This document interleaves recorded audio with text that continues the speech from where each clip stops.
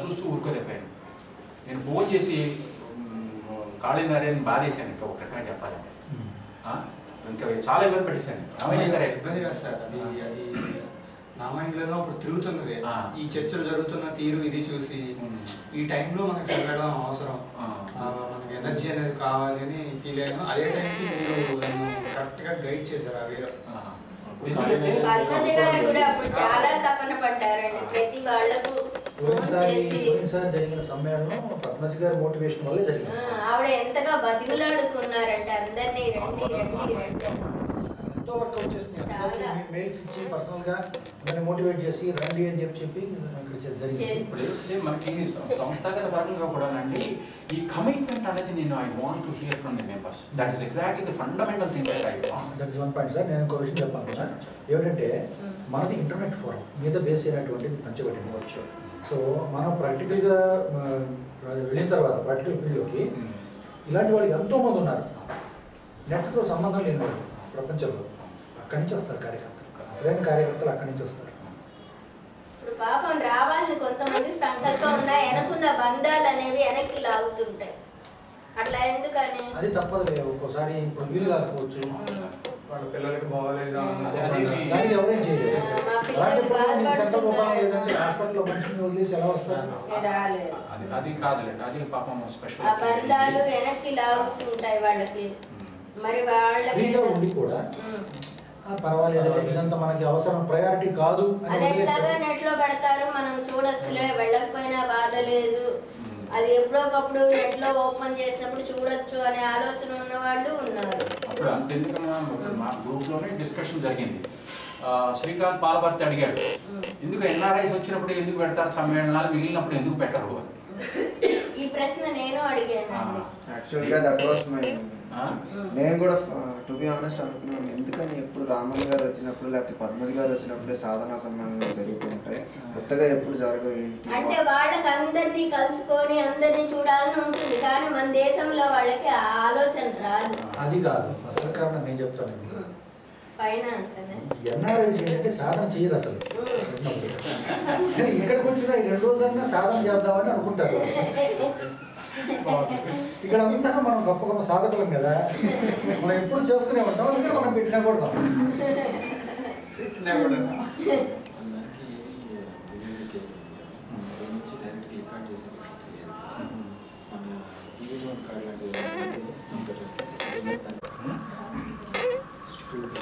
ఎందుకంటే మీరు ఎంచుకున్న రంగం అటువంటిది.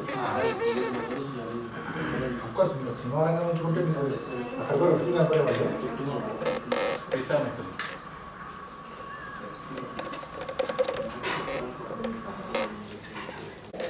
కావాలి కాబట్టి అందులో మేనేజర్ కింద ఇంకో మేనేజర్ ఇలాంటి వాళ్ళు ఉన్నారు. ఎవరు ప్రమోట్ చేసుకుంటున్నాడు గవర్నమెంట్ ఎందుకు మరి సిస్టమ్ గట్టి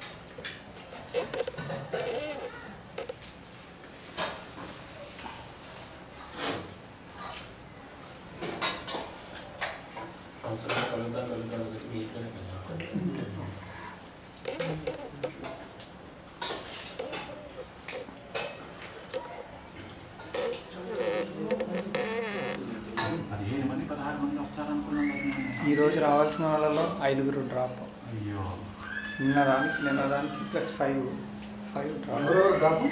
యోగేశ్వర్ ఏమో ఆయన రిప్లై కూడా ఏం లేదు. 11 వరకు చూసాను, ఇంకా రావడం అర్థమైపోయింది. నెక్స్ట్ రాజా శ్రీరామ్ గారు మీకు మెసేజ్ పెట్టారన్నారు, వెంకటరాజు గారు ఒక ఆయన నాకు మెసేజ్ పెట్టారు. సదాశివరావు గారు మొన్న ఫ్రైడే నైట్ పెట్టారు. వరప్రసాదరావు గారు రామని చెప్పారు మార్నింగ్. ఐదుగురు. హైదరాబాద్ చుట్టుపక్కల అయితే మనకి ల్యాండ్ బాగుంటుంది సార్. ఎలా అంటే యోగేశ్వర్ వస్తే ఇప్పుడు కరీంనగర్ హైదరాబాద్ చుట్టుపక్కల రిమోట్ ఏరియాస్లో మరి దూరం కాకుండా నిజామాబాద్ దగ్గర కొంచెం చౌక అది మనకు కావాల్సిన దొరుకుతుంది.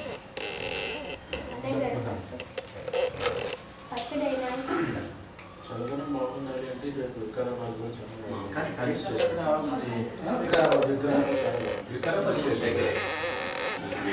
సికింద్రాబాద్ మన బాంబే రూట్లో వెళ్తే 90 కిలోమీటర్స్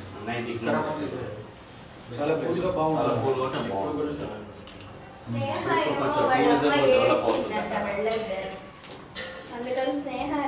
అటు చూడొచ్చు మీరు అన్నట్టు.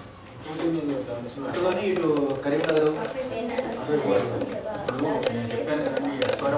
స్కూల్ గురించి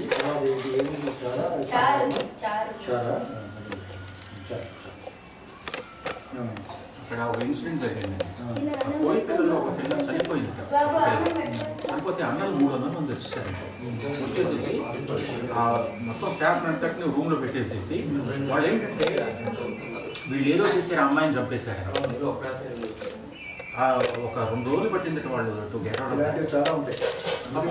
ఏరియాస్లో చేసినా సరే వెళ్ళకూడదు అసలు ఏరియాస్లో ఇటువంటివి చాలా వస్తాయి. సొసైటీ కదా చాలా సమస్యలు వస్తాయి. ఇప్పుడు స్కూల్స్లో రెసిడెన్షియల్స్ ఉన్నాయి కదా, వాటిలో పిల్లల్ని మాస్టర్లు ఏమైనా అన్నారంటే వెంటనే వాళ్ళు సూసైడ్ చేసుకోవడం, ఈ లోకల్ లీడర్స్ అందరూ వచ్చి అక్కడ ఇమీడియట్గా చాలా జాగ్రత్తగా ఉంటారు సార్.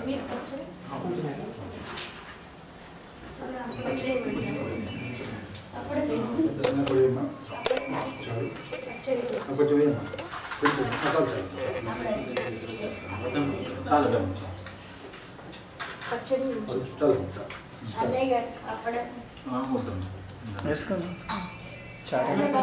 చాలా బాగుంటుంది. అంటే మన ఎంత ఎన్నింటికి సంసిద్ధంగా ఉండాలి సార్. తీసుకొని నీళ్ళు పెట్టి ఏం చేసినా అది చేసినా ఇది చేసినా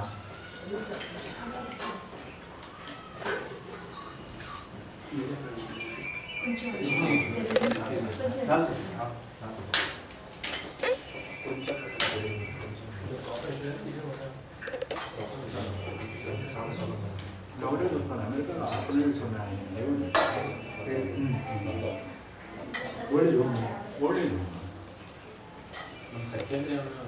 ఎందుకు లేవంటే గవర్నమెంట్ ముందుగా వాళ్ళు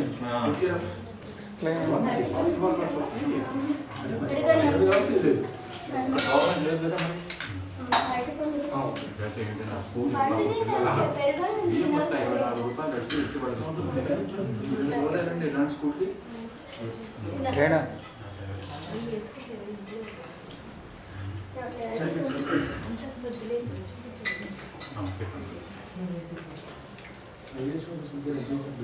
దాన్ని అడిగితే ఇంతమంది వచ్చి చూసుకున్నాయి. ఒక్క ఏదో తీసుకున్నారు మా స్కూల్ ప్యాటర్నైజ్ చేసి ఎన్ని కొత్త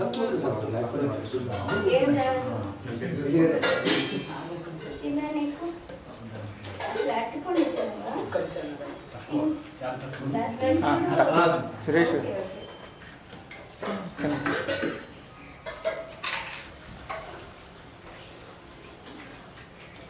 బాగున్నాయి తల్లి, వంటలన్నీ చాలా బాగున్నాయి.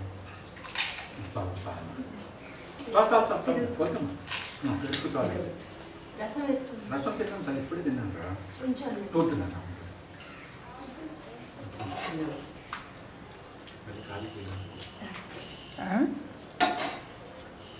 తర్వాత నేను తిట్టుకొని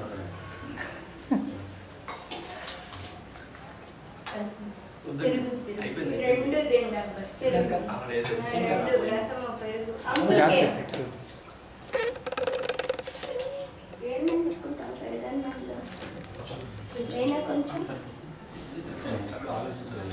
ఐఏఎస్ ఆఫీసర్ వచ్చి అసలు ఏం చేయలేదు అంటే గవర్నమెంట్ పాలసీస్ లేకపోతే వాళ్ళు సొంతంగా వాళ్ళు సొంతంగా కూడా కాదు సార్, మాట సాయం చేస్తే ఎంతమంది బిజినెస్ మ్యాన్ ఇండస్ట్రీకి ముందుకు వస్తారు ఇవ్వడానికి. ఒక ఐఏఎస్ ఆఫీసర్ చెప్తే చాలు, గవర్నమెంట్ నుంచి ఇప్పించారు. ఫైల్ క్లియర్ చేసేటప్పుడు పోయి అక్కడ ఇచ్చి రావాయా అంటే 10 కోట్లు ఇస్తాడు. ఆ మాట కూడా అనలేకపోయారు.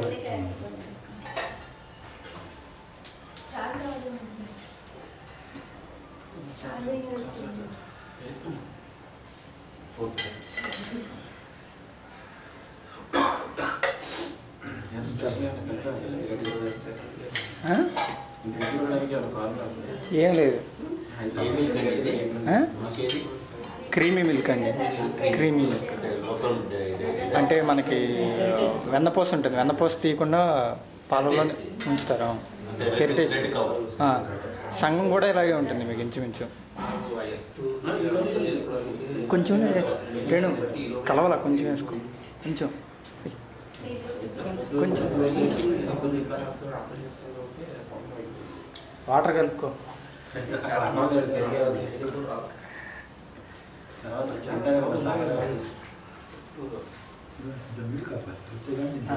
కొంచెం లైట్గా కలుపుకో.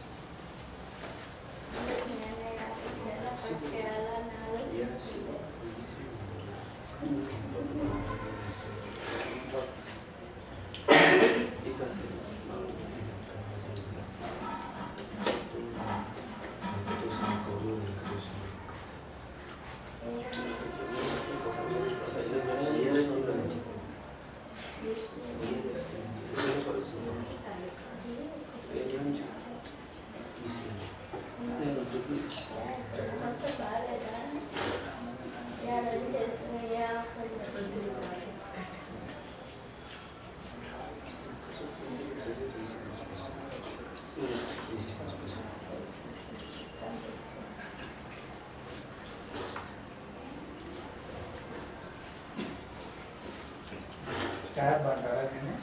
అయిపోయింది.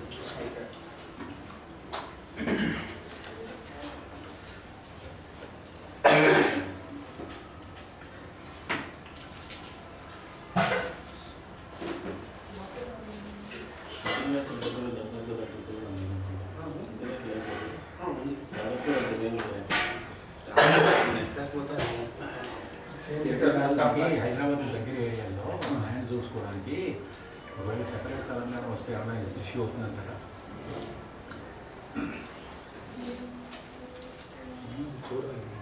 ఎక్కువగా నక్సలైట్స్ ఏరియాలో పోకూడదు. నక్సలైట్స్ కాదు సార్, ఇప్పుడు separate Telangana invention is going to come. It's not no 3-4 years, 5 years. It's only matter of time. సరే, మనం అందరం వచ్చేటువంటి వాళ్ళం వాళ్ళ దృష్టిలో ఏమంటే వీళ్ళందరూ వచ్చి ఇక్కడ ఏదో చేస్తున్నారు.